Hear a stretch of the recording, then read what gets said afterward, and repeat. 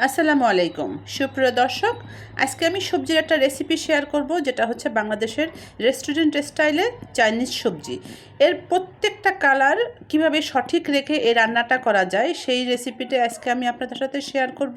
আশা করছি আপনাদের ভালো লাগবে।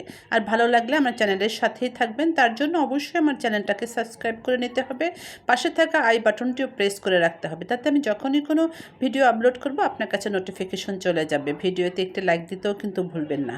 সবজি রান্না করার পরে যদি সবজির কালারটা একদম পারফেক্ট থাকে, সেক্ষেত্রে দেখতে কিন্তু দারুণ লাগে। তো চলুন শুরু করি। আমি একটা বড় সড়ো প্যান নিয়েছি, একটু ছড়ানো প্যান নিয়েছি, তাতে দিয়ে দিলাম বেশ পর্যাপ্ত পরিমাণে পানি, আর 1 চা চামচের 4 ভাগের 1 ভাগ বেকিং সোডা। এখানে কিছু সবজি নিয়েছি। প্রথমে নিয়ে নিলাম চাল কুমড়া। চাল কুমড়ার উপরে যে স্কিন থাকে সেটা আমি চেঁচে নিয়েছি, সেটা কিন্তু ছিলে নেইনি। তাতে কি হবে, উপরের সবুজ অংশটা বোঝা যাবে, দেখতে বেশ ভালো লাগে। চাল কুমড়াটা প্রথমে দিয়ে দিলাম, কারণ একটু শক্ত তরকারি, তাই প্রথমে এগুলো দিয়ে দিলাম। সাথে এখন দিয়ে দেবো পেঁপে। পেঁপেটা আমরা নর্মালি যেভাবে ছিলে নিই ঠিক সেভাবেই ছিলে নিয়েছি, আর একই রকম করে কেটে নিয়েছি। বেশি মোটা বেশি চিকন এভাবে করে রান্না করলে কোনোটা সেদ্ধ হবে কোনোটা হবে না, ঠিক একইভাবে কেটে নিতে হবে। এখানে নিয়ে নিয়েছি চিচিঙ্গা। চিচিঙ্গাও কিন্তু আমার উপরে পাতলা আবরণটা চেঁচে নেই, ছিলে নেই না, সেটাও এখানে দিয়ে দিলাম। এই মোটা তরকারি বা শক্ত তরকারিগুলো প্রথমেই দিয়ে দিলে এটা খুব সুন্দরভাবে সেদ্ধ হবে। পরবর্তীতে আস্তে আস্তে অন্যান্য সবজিগুলোও দিয়ে দিয়েছি। এখানে এখন আমি দিয়ে দেবো গাজর। গাজরটাও তো আমি একইভাবে কেটে নিয়েছি, সেটা কিন্তু দেখেই বোঝা যাচ্ছে। আর প্রতিটা সবজির মেজারমেন্ট কিন্তু 1 কাপ করেই হবে। আপনি আপনার পরিমাণ মতো সবজি বাড়িয়ে কমিয়ে নিতে পারেন।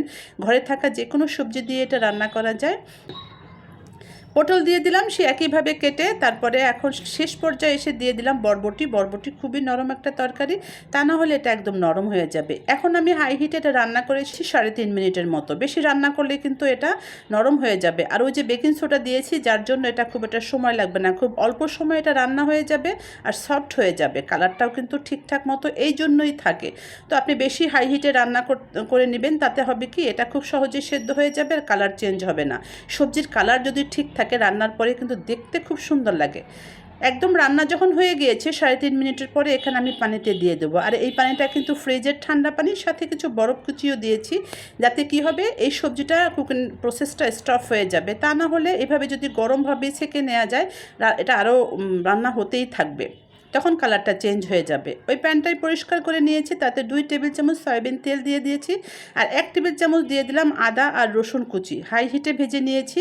তারপর সাথে দিয়ে দিয়েছি 3টা কাঁচামরিচ, আবার দিয়ে দিলাম 3টা পেঁয়াজের পাপড়ি, এটা আপনি মোটা করে কেটেও দিতে পারেন।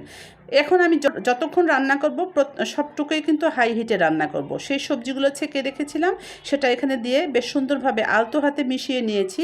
লাইট সয়া সস দিয়ে দিয়েছি 1 টেবিল চামচ। কোনোভাবেই এখানে ডার্ক সয়া সস দেওয়া যাবে না, তখন কিন্তু এটার কালার চেঞ্জ হয়ে যাবে।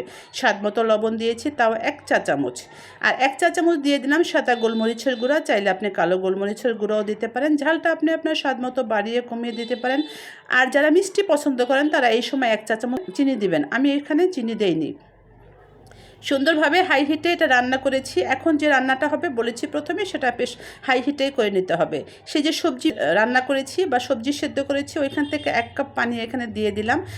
পানি দেওয়ার পর আবার একটু নেড়েচেড়ে মিশিয়ে নিয়েছি। 2 টেবিল চামচ কর্নফ্লাওয়ার হাফ কাপ পানিতে গুলিয়ে নিয়েছি, সেটা এখন দিয়ে দেবো। আমার সবটুকু কর্নফ্লাওয়ার এখানে লাগেনি, আপনি কতটুকু ঘন করবেন সেই হিসাবে এখানে পানিটা দিয়ে দেবেন। কর্নফ্লাওয়ারটা আর একটু কম দিলেও ঠিক আছে। তো আপনি যতটুকু ঘন করবেন ঠিক ততটুকু কর্নফ্লাওয়ারের পানি এখানে দিয়ে দিতে হবে। বেশি দিলে বেশি ঘন হয়ে যাবে, সেটা আপনার কাছে যদি টেস্ট হয় আপনি সেভাবেই দিবেন। আমি এখানে সবটুকু লাগে নাই, 1 টেবিল চামচের মতো কম লেগেছে, সেটা রেখে দিয়েছি। কর্নফ্লাওয়ার পানিটা দেওয়ার সাথে সাথে আমি নেড়েচেড়ে মিশিয়ে নিয়েছি। যখন খুব সুন্দর ঘন হয়ে গিয়েছে তখন করে নিয়েছি। খুব দ্রুত রান্না করা যায় এই সবজিটা, আর খেতে কিন্তু সত্যিই দারুণ। এত অল্প সময় আর এত অল্প মশলায় যে এত টেস্ট হয়, এটা কিন্তু না রান্না করলে বুঝবেন না। এটা যে কোনো রাইস, পোলাও, বিরিয়ানি, রুটি, পরোটা যে কোনো কিছুর সাথে কিন্তু খুব সুন্দরভাবে খাওয়া যায়। আর যারা একটু ডায়েটে আছেন তারা কিন্তু এটা এমনি এমনি খেয়ে নিতে পারেন। সত্যি অসাধারণ এটা রান্না হয়েছে। আশা করছি আপনাদের কাছে ভালো লেগেছে। বাসায় অবশ্যই একবার ট্রাই করবেন। সবাই ভালো থাকবেন, সবার জন্য দোয়া রইল। আমার জন্য প্লিজ দোয়া করবেন। আবার নতুন আরেকটা ভিডিও নিয়ে চলে আসবো। সেই পর্যন্ত আল্লাহ হাফেজ।